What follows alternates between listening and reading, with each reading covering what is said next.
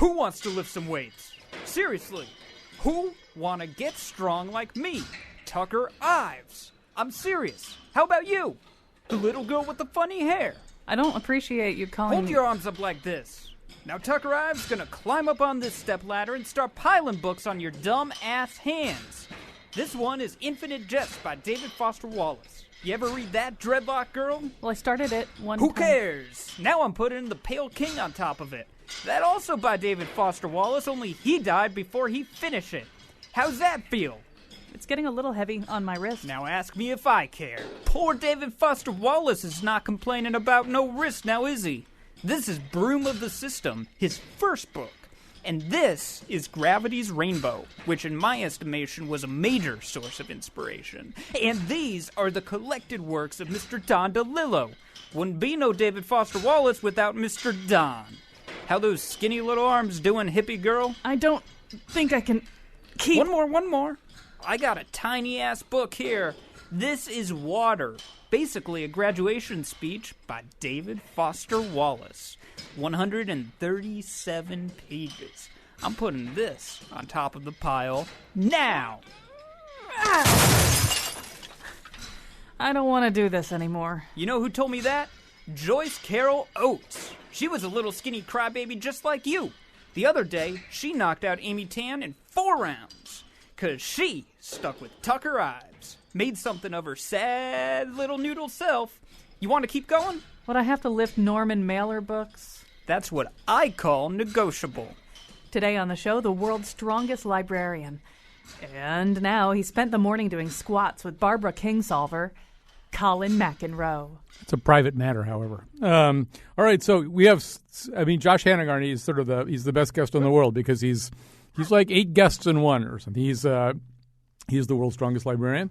He's an author of a fascinating book and a touching and funny book called The World's Strongest Librarian. He is a sufferer, I guess that's the right word, of Tourette Syndrome. And he's a guy who took up weightlifting and bodybuilding and strength training as one of his many ways of alleviating the symptoms of Tourette Syndrome. His book is about all that, plus the dynamics of his very interesting family and his relationship with his Mormon faith and so much more. So if my librarians look like you, I would never bring my books back late. They will always be on time.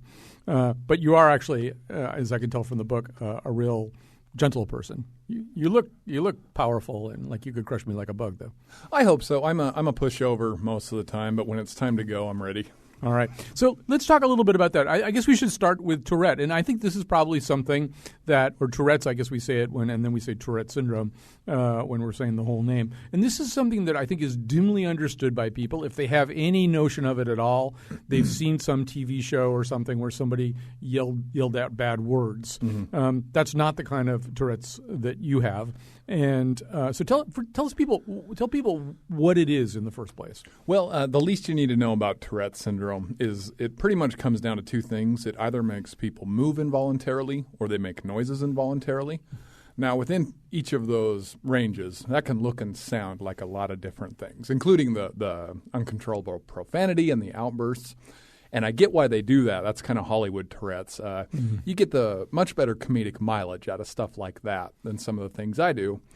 But for me, it started when I was about 6 years old. My parents said I was blinking my eyes too much. This is a school play where you were a tree, right? Yeah, first grade Thanksgiving play. My teacher's name was actually Ms. Poindexter. I told her I wanted to be Wilbur, the pig from Charlotte's Web, and she said, no, you're going to be a tree. And so apparently I started blinking that night, and the progression went slowly at times, more severely at others, until today I'm one of the worst cases my neurologists have ever seen. And I scream till I get hernias from it. I have dislocated my thumb many times. My teeth break, blah, blah, blah, blah, blah. But again, at the bottom of it, it's still all I have the same thing as the little boy who just blinks too much. It just can go in a lot of different directions, changes a lot. But movements and noises. Does anybody really understand? I would try to do a little bit of reading about Tourette to get ready for today's show, and it seemed as though the understanding of what it is, why it happens, what role genetics and environment play is all it's still kind of a dimly understood thing. Yeah, I would agree with that. It's been a long time since I've read about anything I'd consider a real breakthrough. the race is on for which genes are causing it. But until they figure that out, it all just seems like a lot of speculation to me. And do you have a sense beyond that what's going on? In other words, at the level of, I mean, you're a compulsive habitual reader. You read everything. And you're reading about Tourette's. Do you have kind of a sense of kind of what's going on inside, how it actually happens, what the mechanism is? The best way I can explain it so you could kind of understand what it's like is if you think about, like the worst you've ever had to sneeze. Yeah. Where it's right on the brink. I mean, life or death. It feels unbearable, but you could hold it in if you had to. But what happens if you hold a sneeze in? Nothing. It doesn't feel good. There's no resolution. It's kind of like hearing a song you know very well, but it ends one chord too early, and you just don't, it didn't resolve. With Tourette's, the urge to have a tic, whether it's me going woo or barking or hitting myself or scratching myself, it kind of feels like that urge to have a sneeze when it's at its worst, except when you let it out, you don't know exactly what it's going to look or sound like. And the urge, if it goes away, only goes away for a couple of seconds. So I can hold it if I need to, like I'm trying to do a little bit right now. There's always a cost for doing that. Yeah. Because when it eventually does come out, it's got to equalize again. Like there's a quota of intensity that has to be met. Yeah, that was a hard thing for me to understand. There's one scene in the book where you managed to create for yourself 1 minute of stillness that you, using breathing and some other stuff, you managed to get very still and quiet for 60 seconds. And Josh refers to his disorder in the book as Misty, as in Miss Tourette. And you say something like, Misty exacted a big price for me for that later on.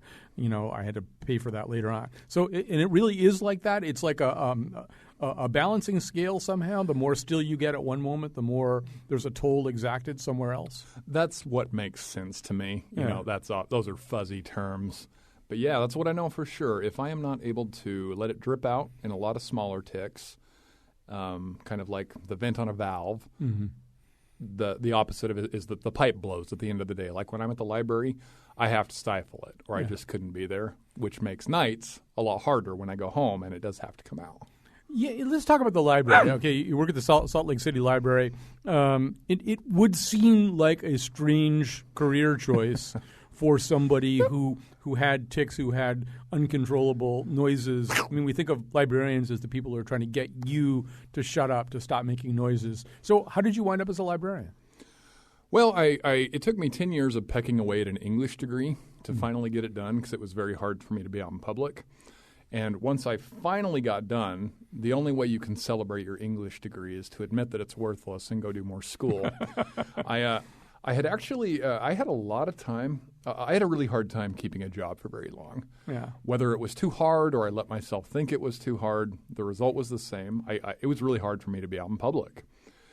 And then finally I decided I've got to do it. I've got to make a career of this, of something. Mm-hmm. And I have a really, really stupid approach to solving problems. I tend to make things much harder than they need to be, and I run to extremes.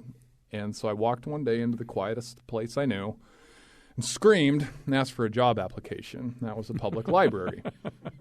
And I knew, give me 2 weeks. It's either going to chew me up and spit me out, and I will then have my license to lie on the couch and let my life go by, or I'd be okay. Because, I mean, seriously, if I knew if I could handle a library, I'd be able to handle anything. I love libraries for way more reasons than that. Mm. But that was kind of the impetus for it. And now that I'm there, the reason people keep asking me, so now you're speaking all over the country and the book's doing well, when are you going to leave your job? Mm. I don't think I can leave it because being there, it is impossible for me to feel safe and to feel comfortable. I'm always exposed. Mm-hmm. And that is what makes me desperately keep asking questions of what do I do? What do I do? How can I figure this out? What other questions can I ask? And if I was somewhere where I felt safer, I wouldn't be asking those questions, right? I wouldn't be quite as desperate as I am. The other thing that kind of jumps out in the book is the way that libraries these days in particular are refuges for all kinds of people. Oh, yeah. So here you are in the library with your disorder, but you're on the staff of the library.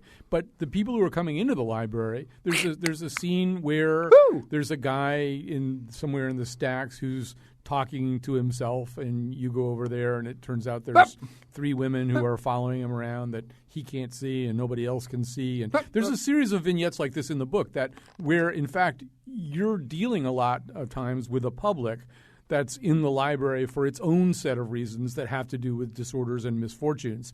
Can you say a little bit more about that? I mean, there seems to be an odd kind of, once again, a kind of balancing of the scales. You're often there helping somebody else who's got a problem. Yeah, maybe. I get a lot of emails from people saying, oh, I never knew libraries are like that. And so the first thing I'd say is libraries are not like that. The library where I work is exactly like that. But even in our 5 branch locations, if you picture a small local library, they're a lot more like what you're picturing rather than this stuff.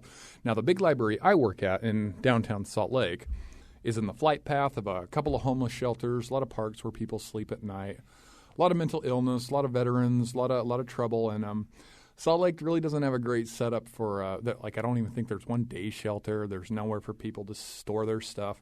If I were a homeless person, I'd probably be at this library as well. And this presents a very interesting set of challenges because it's public means public. It's for everyone. And that means, you get a little bit of everything, and everybody needs their own kind of help. We're talking to Josh Hanagarne. He's the world's strongest librarian. He has many other things besides. We talk about the library being a refuge. Interestingly, you were a bookworm before you knew you had Tourette, right? I mean, you even just referenced that when you're talking about the whole idea of playing Wilbur. You discovered books early on as a place that you really wanted to go. Yeah, I mean, when you see kids come into the library, you can tell the ones whose parents read to them. It was as simple as that. I never had a chance not to love libraries. It was just always part of our day, stories. It wasn't even necessarily about the books.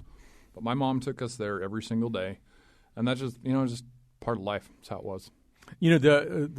This book, by the way, book is at times really, really funny and really, really touching and really, really interesting. And I'm about to pay you what I think is the ultimate compliment to you. You write kind of like Stephen King, who is your hero. Your writing has a little bit of the same quality that at times it almost seems like conversation. And sometimes when you're reading a Stephen King book, I think one of the reasons people like him is it kind of feels like somebody's really talking to you as opposed to foisting written prose on you. Your writing has a little bit of that quality. But let's talk about the discovery of Stephen King. A lot of this it almost does sort of go back to the intro that we had. You were looking for big, heavy books to read, right? And you found Tommyknockers? Yeah. When I was in 5th grade, I lived in Spring Creek, Nevada. And it was the first time I ever saw a bookmobile. Yeah. Just big fat RV on wheels full of books. And it would pull up to the curb. And yeah, for me at the time, more pages just meant more book, better. More was better. And the biggest book I could find was Tommyknockers. It was like 5th grade, so way too young for this. And I was hooked. I mean, it scared me. It was way too much, way too soon. But that was the start of my affair with Stephen King, 5th grade. And so here's the best part of it, though. So Josh's mom is a real serious Mormon and a serious enforcer of good standards for children and stuff like that. She tried. So it was Misery was the book that was kind of your undoing, right? Because you left it sitting around. There was like maybe the 3rd Stephen King book that you read? I think it was the 3rd. Yeah, Misery is the book with the writer who gets in a car accident in the snow and gets saved by a nurse who imprisons him and is crazy. And I was reading it, and I left it out, and I came into the living room one morning, and my mom was sitting in there with this really serious look on her face. And she had the book on her lap. And she says, Josh, sit down. And so I sat, and she said, have you read this whole book yet? And I said, no, I think I'm about 100 pages in. She says, okay, I'm not going to make your choices for you, but I need to tell you I read this whole book this morning, and it made me feel sick. I said, really? Why? She says, well, did you know she chops off his foot with an axe? Sorry, Spoiler. But you've probably seen the movie. It's too late. It's not an axe in the movie, so something else happens in the movie. Spoiler free. And so she said, did you know that she does this to him? And I said, no, why?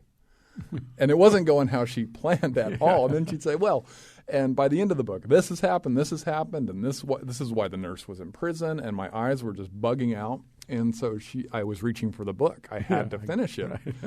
And she said, okay, no more Stephen King in the house for now, maybe later. And I couldn't stop.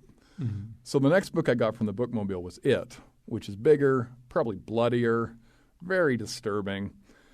And so what I did, there was a book called I found another book of roughly the same size. It was Piers Anthony, right? It was Piers Anthony, who writes Xanth fantasy series, these harmless, pun-riddled books about this fantasy kingdom named Xanth. And I switched the cover of one of these books with It and took it home. And the book was called The Color of Her Panties. And this was some really harmless thing. Very bad calculation. Yeah, here. I know. But the color of this girl's panties was the key to some dumb riddle in the book was all.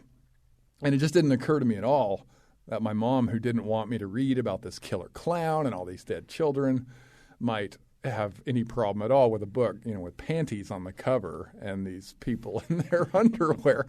So she saw what I had done. I had even taped the covers down on the book. I was that cunning. And she came in, and I just remember us looking at each other for the longest time, not saying anything. I read that story and I started laughing because I did almost exactly the same thing, or a version of the same thing. Oh, got it. This is a few years ago. I was writing a story for Men's Health. I'm a contributing editor at Men's Health, and they wanted me to do a story, kind of an essay about what you would conclude about sex if you were like from outer space or something and you came to Earth and the only thing you knew about was you just watched movies. So what would you know about sex? And so I wrote this essay and I handed in my first draft, and the editor calls back and he goes, "Well, it's fine, except you just used regular movies, kind of R-rated movies. You didn't watch any, you didn't put any porn in, say anything about porn." And I thought, well, geez, I really haven't seen that much. What am I going to do?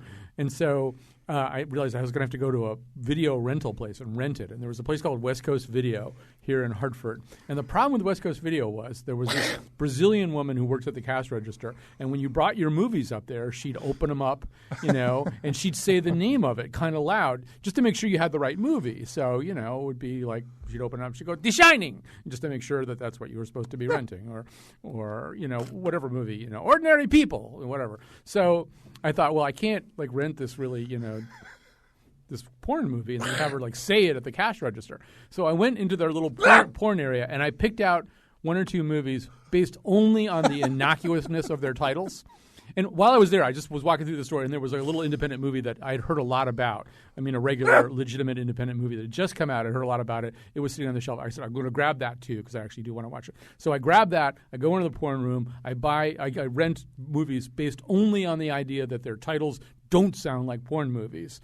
And then I go up to the cash register, and it turns out she doesn't yell out the names of the porn movies for exactly that reason. But then she opens the one legit movie that I've rented, and she goes, "Spanking the Monkey." And I thought, okay, I didn't think this through. It's exactly like you. And when I read that story, I thought we are cousins somehow. Josh Hanagarne is with us. He is the author of The World's Strongest Librarian. Before we take a break, let's finish up with Stephen King. You pretty much read everything, right? I mean, I can sit here and tell you how impossible it is to read everything that Stephen King has written. But have you done it? Have you done it all? As far as I know, yeah. But I've just taken it as they come. Yeah. He writes a lot, but it's not like James Patterson, where there's a new 900-page Stephen King novel every 3 months. No, but there's a lot of them. And why do you think he speaks to you? What do you think you like about him so much? Well, my favorite thing about Stephen, he tells great stories. I mean, that I honestly now, once I'm done with my English degree, I don't think about things very much beyond that when I don't have to. He writes the kind of stories I like to read, and I read a lot of everything. I mean, I can talk about trash and the literary high style, and you'd beg for mercy. Most importantly, I love it when I can tell how much fun an author had writing. And Stephen gets a lot of criticism by people who say, that's crap, that's trash, that's schlock, whatever. He would be the last one to tell you he is some incredibly important guardian of the high style. He does the best he can with what he has. He's been incredibly encouraging. He just seems like a decent guy. And so part of my love for it is just I have such great memories. I can't think of another man out there who's given me as much pleasure over that many years as Stephen King. And I'm in his debt. I always will be. So I hope you're all enjoying your Memorial Day. This is actually an interview from last year. And Josh's book, The World's Strongest Librarian, is now out in paperback. That's one of the reasons we decided to re-air it for you today. And we'll be back after this. Population 1. That's me.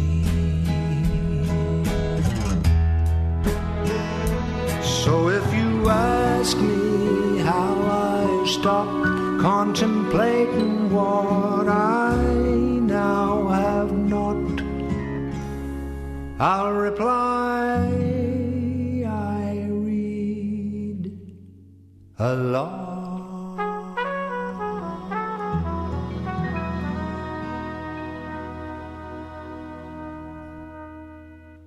All right, we're talking to Josh Hanagarne. We've barely even scratched the surface of the story of the world's strongest librarian. I think we have to get into the strongest part.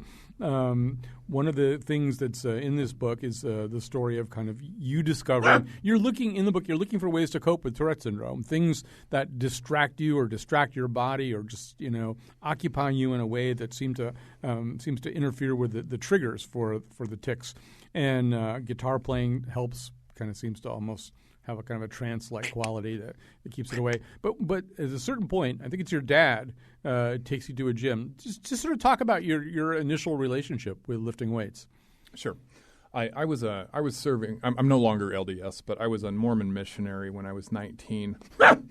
And that was when my tics actually just went berserk. Mm-hmm. Up until that point, it had just kind of been a nuisance. And when I was in Washington, D.C., I was a Spanish-speaking missionary.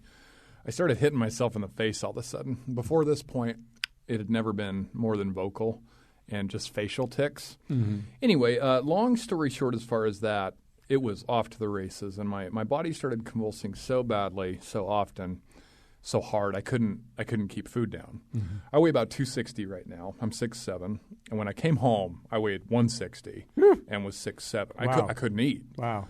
So we started slowly easing back into that, and that was when my dad said, come to the gym with me. If nothing else, maybe we can help you put the weight back on. Mm-hmm.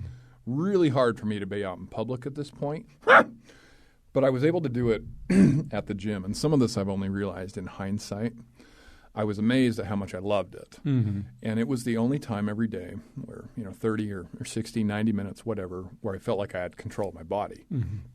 There's been kind of a misconception that the strength training helps with my tics. It generally makes it worse.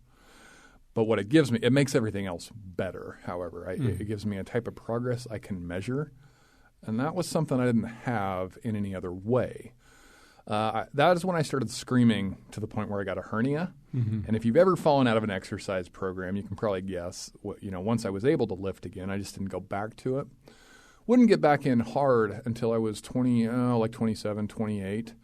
And then, kind of like with the guitar, when something helps me, I generally get in all the way. So I wound up kind of on the fringe of the fringe of the fringe with these increasingly eccentric strongman characters. Because for me, I wanted to learn from everybody I could find, because better results, bigger numbers means more control, means a higher quality of life. I think it could have happened with anything I had glommed onto that I could measure. It just happened to be the weights. There are some amazing characters in the book. Is this book headed for the screen? I feel like it's just a natural for a movie. There must be some interest in it. The only thing I've ever heard is when I was embarrassed, they put me at the Four Seasons in St. Louis on the book tour. It was way too fancy. They had this giant bathtub. I hadn't taken a bath in like 20 years, and so I had to. And they had a bath cap. So I was wearing the bath cap, and my wife took a picture, and I sent it to my agent on a text message, and she responded with, "Oh, I'm going to send this to the big shot producer who's asking about the rights." Mm-hmm. That is literally the only movie talk there's ever been, was the response to my bath cap photo, as far as I'm aware. I find myself trying to cast the role of Adam Glass. You couldn't. He's this very, very larger-than-life, physically larger-than-life and larger-than-life character in the book. This kind of strength training guru has this very different approach, and who I think it's going to be hard for either of us to describe your encounter with Adam Glass. You almost have to read the book for this part, particularly because the dialogue is both funny and shocking. There's no one like Adam, and honestly, for anyone hearing this or who reads the book, Adam is only slightly less mysterious to me, even today, than he's going to be to you. Adam tests very highly on the autism spectrum, and he was serving in Baghdad with the Air Force when there was a riot in a prison he was in charge of. Got his brain crushed by a tent stake, and his personality changed at this point.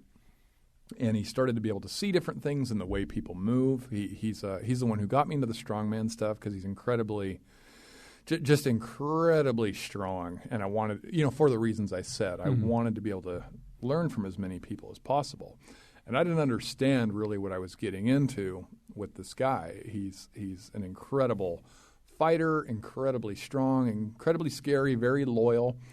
And so I'm in this interesting position of my best friend is someone who isn't my friend because he doesn't bond emotionally with people. And he's unbelievably blunt, too. The first time he meets you, he spends a little bit of time with you, and he goes, why the hell haven't you killed yourself by now, or something like that?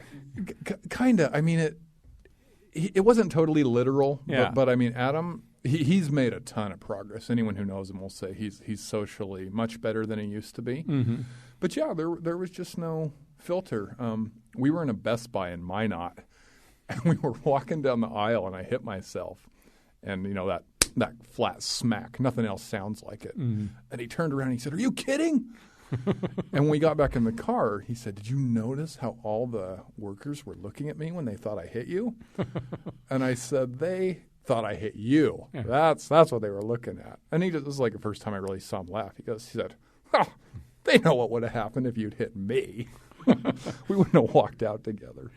At a certain point in the book, towards the end of the book, you're sort of, as you say, it's not really that weightlifting helps, and sometimes it almost seems to be making it worse. But you start looking for other ways to kind of channel the Tourette's and also the incredible strength you've gotten through weightlifting, and you discover the Highland Games. I love this. Explain about the Highland Games.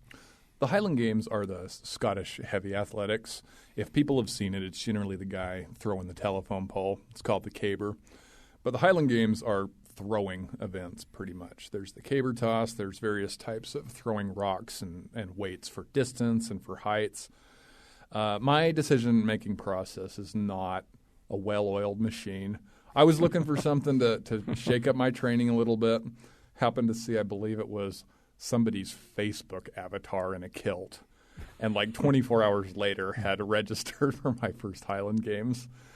So yeah, I bought a $70 kilt from sportkilt.com, very high quality, and that was kind of the start of that. Throwing was something I'd never done before. Gave me something different.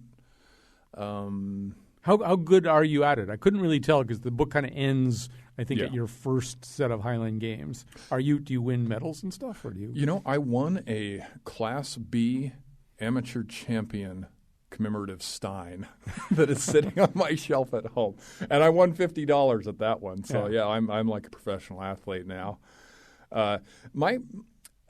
It's interesting. I have a really good foundation. I've done so much heavy training for so long that I can just I can get away with simply horsing some things around.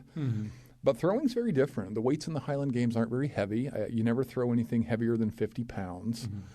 And so there are guys much lighter than me who can absolutely kill me because they've drilled years on technique. People say, "What makes you the strongest?" And it leads to an interesting question. I'll ask you. What would prove to you definitively that one person was stronger than another? That's a Adam Glass kind of question, actually. No, this one's mine. That's pretty sure. Okay. Yeah, I don't know. I mean, you think of the strongest person being maybe the Olympic weightlifting champion in any given year, but there's different kinds of strength, and as you say, I mean, people who have a great throw from right field in the major leagues, they often don't have big arms. They have the motion perfectly. They have the mechanics perfectly. They can make a ball go like a laser to home plate. That's also a lot of true for boxers. I've written a bit about boxers and punching. Sometimes the hardest punchers are not big, huge, heavy guys. It's just that uncoiling release that they have. It's something they're born with it. Yeah, without specifics, the question of who is stronger is kind of meaningless.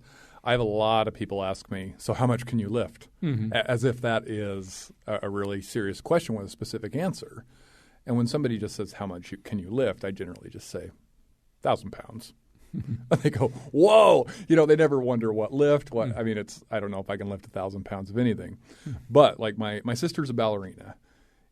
She has amazing body control. Is the ballerina stronger than the marathon runner? Is the marathon runner stronger than the guy who can deadlift 600 pounds? Is the 300-pound man who can deadlift 600 pounds, he's actually weaker than the 100-pound woman who can deadlift 350 pounds? What about the guy who can do 30 pull-ups in a row? Just you gotta give the question some context for it to be meaningful.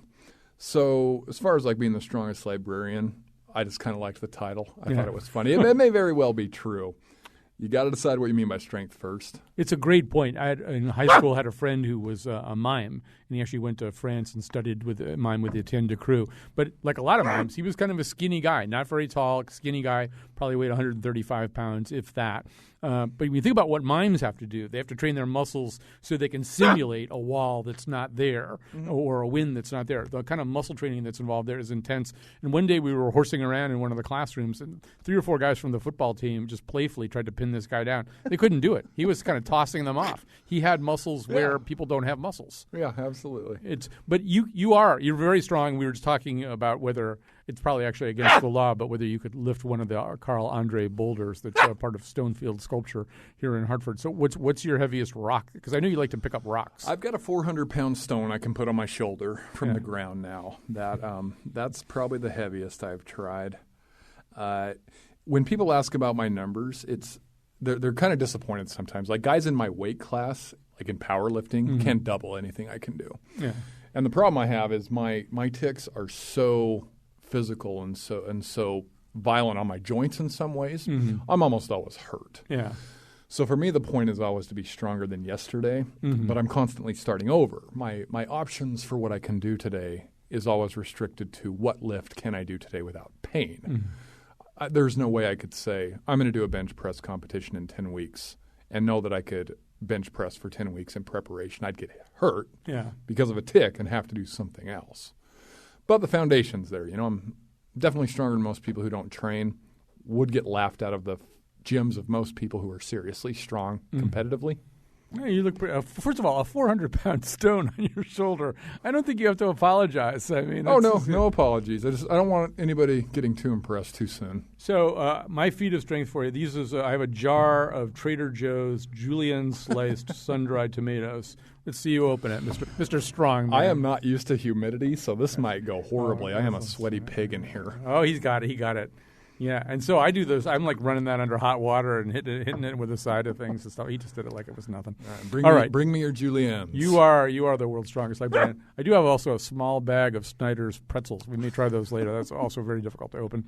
We're here with Josh Hanagarne. You have a son, Max, and so he appears in the book. And obviously, one of the areas of anxiety for you is whether or not Max is going to get this thing.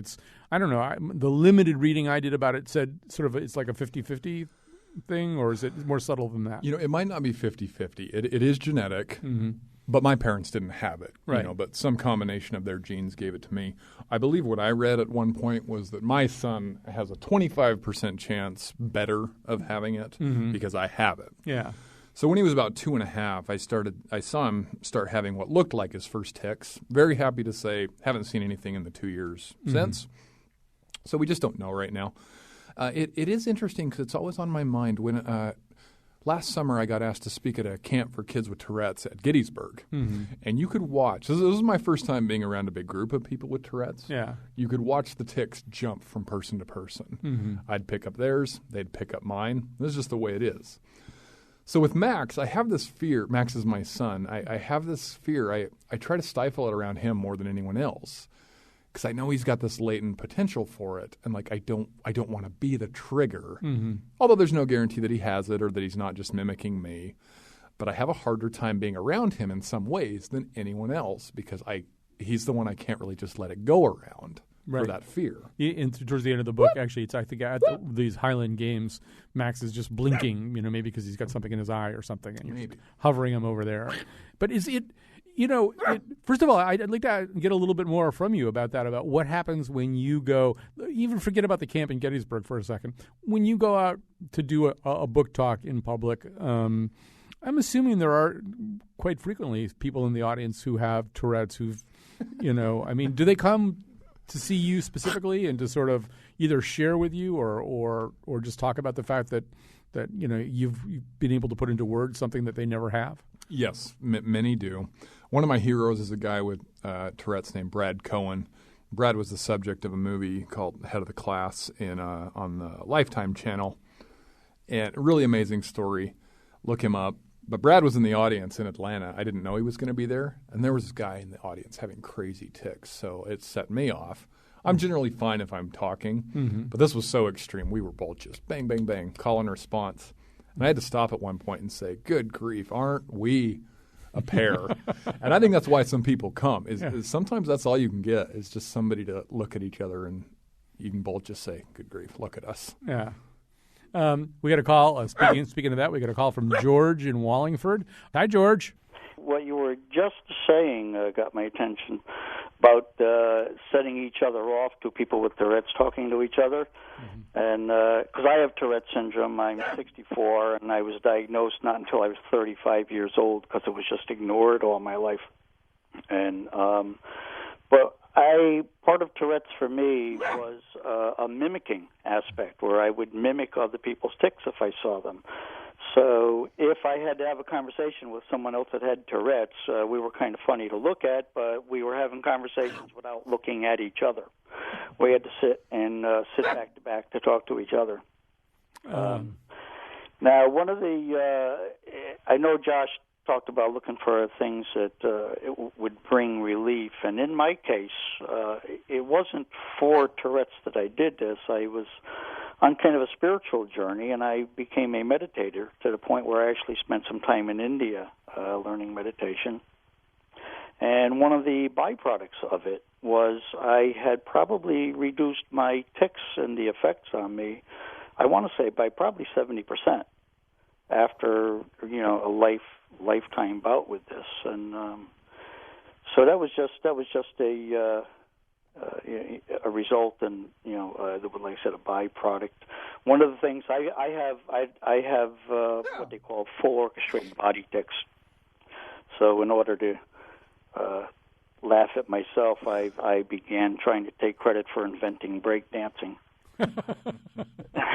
I can see between you and Josh that a sense of humor is really helpful for coping with this whole thing. Josh, your book does cover sort of your version of meditation, right? I mean, when I was talking about that 60 seconds of stillness, it's kind of really similar to what he's talking about, I think. Kind of. After my first week with Adam, it was about 2 months after that where after 30 years of trying, I was able to sit still for that 60 seconds. Now, there's too much to get into here, but breathing was – a lot of my ideas are tied into breathing, about how Tourette's works, just like the gentleman was saying. And when I sold this book, it was going to be a book about how I had cured myself. I really thought that had happened. When I sold the books, I was in the middle of a full year with almost no tics because of some of these things I'd been doing with Adam and some things I was now tracking. I was actually at the point where I was trying to figure out, how do I replicate this with other people with Tourette's? And then my brain doesn't know the difference between good stress and bad stress. And then it all just roared back. Some different things happened all at once, including the book deal. And I'm now far worse today at 35 than I ever was at any time. The difference now is because I had that year off, I feel like I'm able to hope in a more productive way than I was. When bad spells would set in previously, they came with the sick dread of all I can do is wait this out. And now, because I had that time off, as a result of, I believe, certain questions we were asking, it feels more like an issue of what am I not seeing? What am I not trying? What else can I ask? And so that's been a huge part of the relief for me. All the things that distract me, like talking, guitar, sometimes a little video game I play for my son, they're all the times, including sleeping, when I breathe like everybody else without any interruption. I really think there's something to that. Have you tried cycling? Cycling, I feel, for me, that's my sport these days. And I feel like my breath gets really regulated in cycling, just, out on a bicycle. And I don't know. Yeah, I ride a bike. I wouldn't say I do much cycling. No, and I probably ride a bike about as much as you do. I just call it cycling because it sounds better. Here's Carol in Southbury, and we'll have to take a break after this. But our guest is Josh Hanagarne, and here's Carol. Hi, Carol. Hi. I just wanted to say hi to Josh. I just finished reading your book last night, took it back to the library this morning. I wish I still had it here. But I had a cousin who had Tourette's in the 60s, and his mother was very involved in all of the up-and-coming, treatments. And you hadn't mentioned anything so far in the book or today about nutrition and foods. She was very careful about no dyes, no flavorings, all that kind of thing. She kept him on a very strict diet, and it seemed to have helped. And I wondered if that was something you'd ever tried. Take it away. To my knowledge, I've tried just about everything that is tried with nutrition. And not much of it has proven very useful to me. I can tell you for a fact that stimulants affect me. They make tics worse. I'm too stupid to cut back on it. So don't go feeling too sorry for me, as anyone who might be hearing this. There are some things I definitely accept because I like my Diet Pepsi and I'm going to eat what I'm going to eat. I know a lot of people who have had great results with fooling around with their nutrition and altering small things. So if that is working, yes, absolutely. Anyone with Tourette's, go for it. It's a pretty easy experiment to try. Let's take a quick break here. We'll come back. We're not going to have too much time. The hour is flying by here, but we'll have a few more minutes, and I see Paul on the line too. We'll get back to calls and to Josh.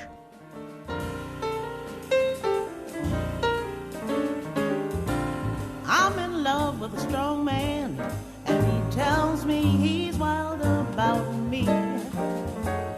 I'm in love with a guy who is everything around any man can be. I'm in love with a strong man. What a hard-working hero is he. Great big arms, muscle high, dark and shiny, holds around me. Hair crisp and curly and cropped real close. Picture a lover like this. Lips warm and full that I love the most. Smiling between every kiss. I'm in love with a strong man. Once you see him, you'll have to agree that any other would be just the wrong man. And it's easy to see why I love life when I'm loving my strong man and letting my strong man love me and letting my strong man love me.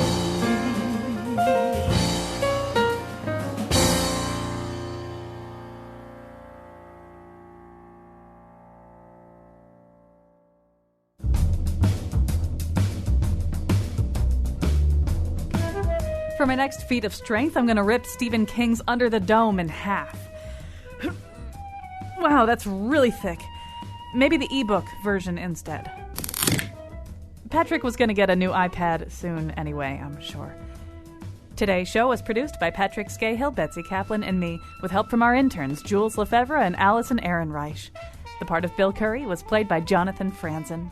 And now, back to Colin. Right now we're with Josh Hanagarne. He is the author of and the title figure of The World's Strongest Librarian. Josh, one thing we haven't really touched upon, and is if it weren't a compelling enough story that you're a 6'7" librarian who has Tourette Syndrome and copes with it through weightlifting and bodybuilding and strength training and Highland Games and playing the guitar. Another thing kind of running through the book is you live in Salt Lake City. You're the offspring, as you put it, of a Mormon and a Navajo, although I think he's like only 1/4 Navajo, so you're 1/8 Navajo. But you were brought up Mormon, and one of the other things that's kind of running through this book is a really interesting conversation that you're kind of having with yourself and with your Mormonism about how that plays out as part of your overall story. And you're kind of on again, off again. It almost seems a little bit as, I mean, where are you these days with all that? Oh, I'm off. You're off? I'm all the way off. I don't have no agenda, no desire to take anything away from anyone that gives them any peace. Mm-hmm. What I realized during the hardest times for me, and this is not meant to be a generalization. This is just what happened to me. Mm-hmm. I had spent so long just lying on couches and not making things happen and trying and failing. And one of the things I realized was that the thought that there was going to be another life was making it easier for me to be lazy in this life. Mm-hmm. It's like, because if I talked to my mom and things were bad, we'd actually say things like, yeah, but think about how still you're going to be able to sit in heaven. Think about how calm you'll be able to be. When I was not able to be out in public, that obviously included church, which was so quiet. And it wasn't until I was forced to take some time away from church that I was suddenly able to ask certain questions. And it's not like I didn't ask things like, well, could evolution be true? Or what if there's no afterlife? What if this is wrong? It's not like I wasn't asking those questions because I'd been told not to. It was just like they couldn't occur to me. Mm-hmm. And in hindsight, this concerned me as somebody who, I pride myself on being a curious person. I simply had fewer questions available to me. And so that mattered to me more than I thought it would. Now, if you really want to know what you think and what your opinions are, or if you even have them, sit down and try to write a book about yourself. When you get confronted with your own thoughts over and over, draft after draft, you really figure out who you are. And in my case, what I will say is there has been a cost to my curiosity that I happily pay that the religion no longer fits into. Mm-hmm. It no longer improves my understanding of the world in any way currently. I feel like I, for the first time, have some objectivity that I can ask any question I want because I'm not in the middle of it. That objectivity, for all I know, may be what leads me back into it one day. I think that's doubtful. But that's pretty much it. I'm uncomfortable with anything that limits the amount of questions I'm able to ask, and that's kind of where we're at. I think it's sort of come through. I have particularly fallen in love with this part of the book where he meets Adam Glass, and they have these sort of almost, I don't know, they are. It's like some playwright. I can't quite put my finger on the playwright, but the conversations between Josh and Adam Glass are both hilarious and very thought provoking. And so their conversation about the Mormon piece is terrific too. I mean, once again, there's no way to do justice of it. You just have to read the book. It's pretty amazing. So you've also what's the name of your blog? I'm blocking the name of your blog. The blog is just worldstrongestlibrarian.com. Yeah, and that's also something if you want to sort of meet Josh, get to know him a little bit better. We totally recommend. And I know from your blog, you've actually finished another book, right? I have turned in the next book to my agent. Nobody's promised me anything yet. It's fiction. It might be crap. We'll hopefully know something soon. Was that a different – I mean, obviously it was a very different task for you. I mean, as you say, writing a memoir is examining a life that you've lived and you've known. You are, as you just suggested, seeing it in a brand new way. But it's different from having to invent something completely, Yeah. I mean, nonfiction comes very easily to me. This fiction book is a young reader, kind of like a Roald Dahl type thing. Yeah. When I write nonfiction, I can tell when I have nailed something. Mm-hmm. I have a pretty good sense of what I should be confident about. It's just not there with fiction. Yeah. All I can tell you for sure is look at this page. I loved that. Right. I hope that's good. That's kind of more how it feels. So when I write about me, it's more like reporting. It's hard. It's much harder work to try to squint into your imagination and see something to the level of detail where you can describe it the same way I could look around this room and actually describe it memorably. We hope you enjoyed this interview. It was one of our favorites from last year. We're going to have a whole week of fresh shows for you coming up, but I do hope you enjoy the rest of your Memorial Day. And the U.S. Constitution and Orwell, Poe, and Twain. I'll return at 8 a.m. to open up again. I'm a librarian. I'm a librarian. And I like it quiet so the pages can be heard. I'm a librarian. I'm a librarian. And I do it for the love of the word. I'm a librarian. I'm a librarian. I'm a librarian. I'm a librarian. I'm a librarian. I'm a librarian. I'm a librarian. I'm a librarian. I'm Kyone Wolf. I just bought Josh's book, and in a gesture of commitment, I'm going to rip the receipt in half. Ugh. Man, even his receipts are tough.